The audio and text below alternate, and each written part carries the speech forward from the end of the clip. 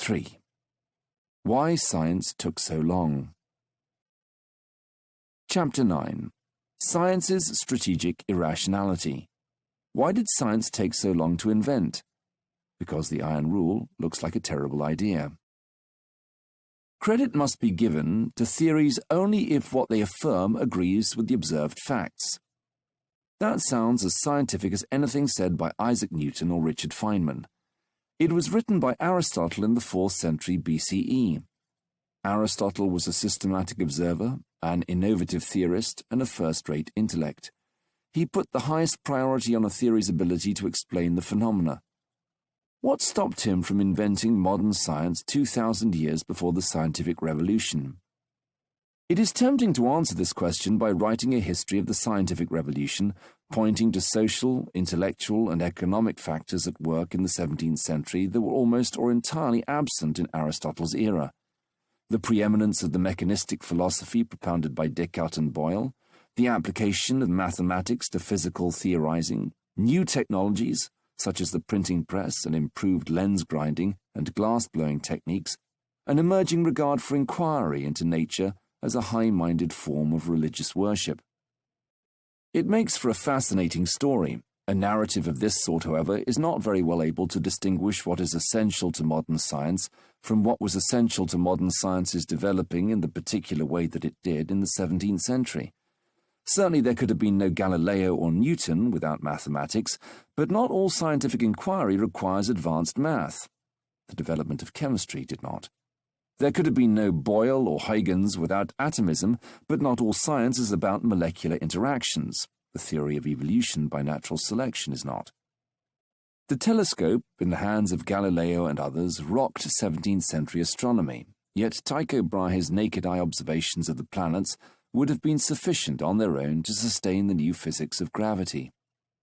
To determine why science took so long to arrive, then, I started not with a historical narrative, but with a philosophical examination of modern science as a whole, seeking out its sine qua non, the thing or things that are decisive in explaining its power of discovery.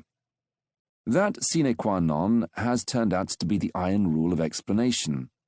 Aristotle and so many other natural philosophers, in many places and at many times, failed to set in motion the knowledge machine that we call modern science because, for all their concern with observation, they failed to invent the iron rule. Compare Aristotle with Newton. Both were aiming for the same goal, a grand theory that explained the way things move and change. Their methods, however, were quite different. Aristotle, but not Newton, subjected his hypotheses to stringent philosophical tests. Newton, but not Aristotle, subjected his hypotheses to stringent quantitative tests, demanding they explain not only the qualities of motion, circular versus straight, up versus down, but also the finest details, such as the precise trajectories of the planets captured by Kepler's laws. The quantitative tests, it turned out, were far more important. Although Aristotle carefully scrutinized all manner of natural phenomena and cared deeply about the power of his hypotheses to explain what he saw, he was typically content with accounting for broad patterns and not matters of particular detail. It is on those small facts, however, that much of science's truth-finding power hinges. It is extraordinarily difficult, as Kuhn saw, for human beings to maintain any kind of prolonged interest in the all-important small facts. Minutiae are seldom intrinsically interesting. To transcribe them from nature is often tremendously hard work, and grand intellectual endeavors, conceptual, philosophical, systematizing, are always beckoning, luring the empirical investigator away from the lab bench or the observation post to the glittering land of ideas. Most scientific work is more like bookkeeping or long division than it is like poetic self-expression or polar exploration. Great minds are hardly likely to seek out such a life. The iron rule solves this problem not by attempting to glamorize what's clearly menial, but through a more indirect, more devious stratagem. It sets up scientific argument, as I have explained, as a kind of game in which hypotheses are defended and attacked. In that game, only one kind of move is legitimate, the empirical move in which a hypothesis is attacked for failing to explain some observed matter of fact, and defended by showing that the failure is merely apparent, due to malfunctioning equipment, unfavorable conditions, or faulty assumptions. Victory does not come through smooth rhetoric, metaphysical inquiry, moralizing, or any other sort of sweet talking or big thinking. To win, players must front up with meticulous observations. For Aristotle to subject himself to the iron rule, he would have had to subsume his physical, chemical, biological, psychological, and astronomical investigations under the regulations of this game. Like every avid player, he would have had to put aside the search for higher harmony. The physical and intellectual energy thereby liberated would flow in the only remaining direction toward unrelenting empirical testing.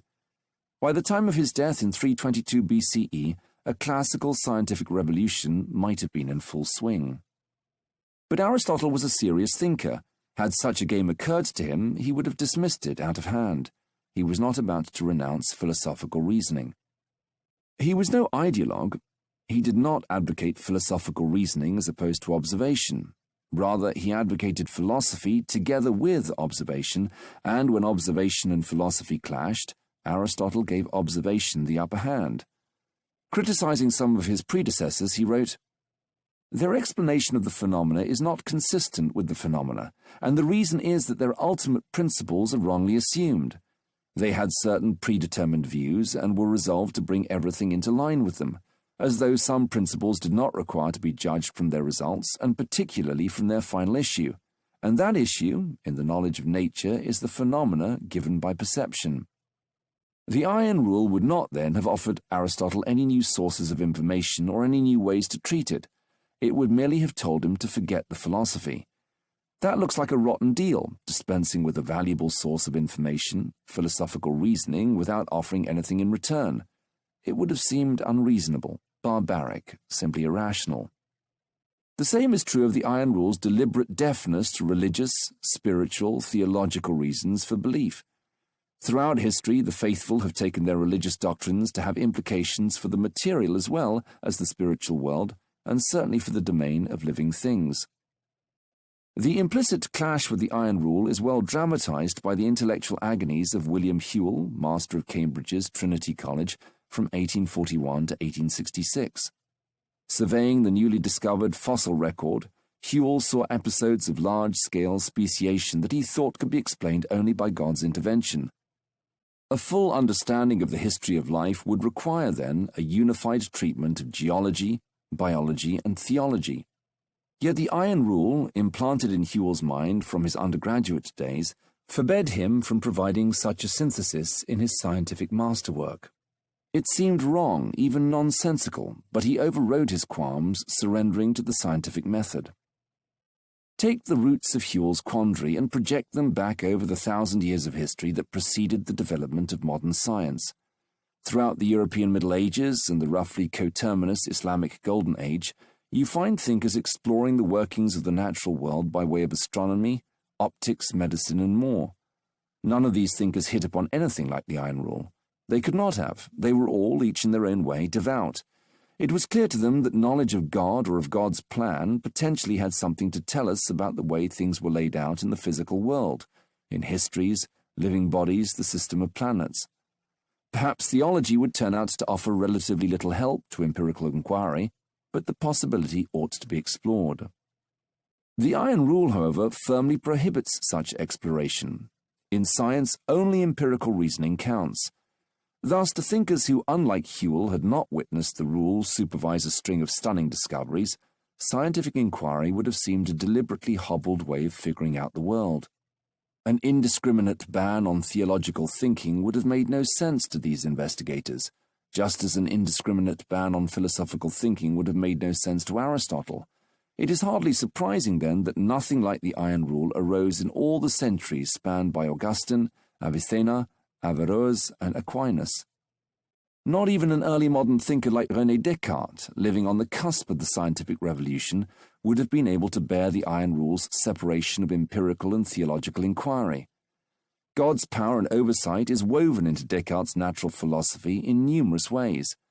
It is God, for example, who ensures that our minds are stocked with concepts well suited to thinking about his creation, and it is God who sets the matter constituting that creation into uniform circular motion.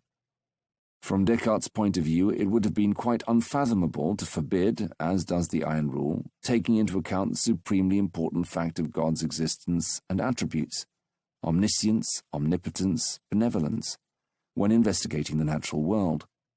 And so we find in Descartes' writing, as we find in the writing of almost all those who came before him, not the slightest inclination toward the rule's absolutist decrees. In the 1640s, despite the best efforts of Bacon and a few other radicals, science was still reluctant to be invented. This is why it arrived so late in human history. It seemed a cockeyed pursuit, an exercise in deliberate intellectual impoverishment. There was nothing wrong with the Iron Rule's emphasizing that observation matters, but everything wrong with its insisting that only observation matters, an anti-intellectual injunction to shut down every part of the head besides the eyes. A vicious circle, then, cut off human minds from the scientific sensibility. There was no way to grasp how useful the Iron Rule would be without testing it in practice, but no reason to test it without first having some inkling how useful it could be. Indeed, there was good reason not to test it. It ignored what were regarded as indispensable sources of knowledge. The logic of the circle entrapped the ancient Greeks. It entrapped the medieval and early modern philosophers, such as Descartes. It equally entrapped, I conjecture, thinkers in China and Korea, in India and Persia, in Central America and the Andes. Had they considered the Iron Rule, they would have scoffed at it. Almost certainly, so preposterous an idea never entered their minds. In 1859, 20 years after Whewell sought to interpret the fossil record using sophisticated creationist ideas, Charles Darwin published On the Origin of Species. Victorian science was electrified and Victorian society scandalized by the idea of evolution by natural selection. In the matter of creation, it seemed, God was being written out of the picture. The floodgates of infidelity are open and atheism overwhelming is upon us, wrote the anguished evolutionist George Romanes in 1878. It was by no means all Darwin's doing. Geologists were casting doubt on the existence of a great flood. Textual scholars were showing that the Bible was a compilation of texts written by many different authors at different times. French revolutionaries, English poets, and German social thinkers were imagining a world free of the strictures of organized religion. As the European 19th century progressed, the mantle of faith began to slip from the shoulders of the human spirit. Today, perhaps a third of American scientists believe in God. Even these believers do not, for the most part, think that their spiritual commitments could in any substantial way inform their research. They go along for all practical purposes with Stephen Jay Gould's contention that science and religion are legitimate forms of inquiry into two entirely distinct subject matters, that they are non-overlapping magisteria. If you want to understand the meaning of life, by all means take up religion. To understand the movements of the planets and the origin of species, however, empirical observation is all you need. For the great majority of contemporary scientists, then, there is nothing in the least unreasonable about the Iron Rule's exclusion of religious considerations from scientific argument. The same is true of the rule's exclusion of philosophical argument. Most physicists regard it as a waste of time, for example, to search for an understanding of quantum mechanics that renders it humanly comprehensible. Just use its mathematical machinery to make predictions and to construct shallow explanations. They say, shut up and calculate. The physicist Steven Weinberg goes further. I know of no one who has participated actively in the advance of physics in the post-war period whose research has been significantly helped by the work of philosophers. Does the perceived irrelevance of religious and philosophical considerations in contemporary science mean that the Iron Rule has lost its semblance of logical perversity? That it no longer appears to censor sensible, non-observational reasons for belief? Then we would have a science admirable not only for its abundant successes, but also as a paragon of rationality. Yet we do not. Even today, the Iron Rule has an air of unreason. I'm not thinking of the handful of scientists who see their God working manifestly in the material world, or who seek to philosophize their way to theoretical understanding. I have in mind rather a form of reasoning that a great number of contemporary scientists, including Weinberg himself, celebrate for its power to illuminate the natural world, arguing for a theory's truth on the grounds of its beauty. The Iron Rule prescribes the use of all such arguments in science's official channels of communication. Consequently, any modern investigator who believes that aesthetic qualities can show us the way to truth must consider the scientific method to be willfully ignoring something of significant value. In that case, the method would be, in spite of its productivity, strictly speaking in violation of the principles of reason. In the coming chapter, I will examine the Iron Rule's war against beauty and the implications for its rationality more closely. Is it the rule that's irrational, or those who believe in the guiding power of beauty?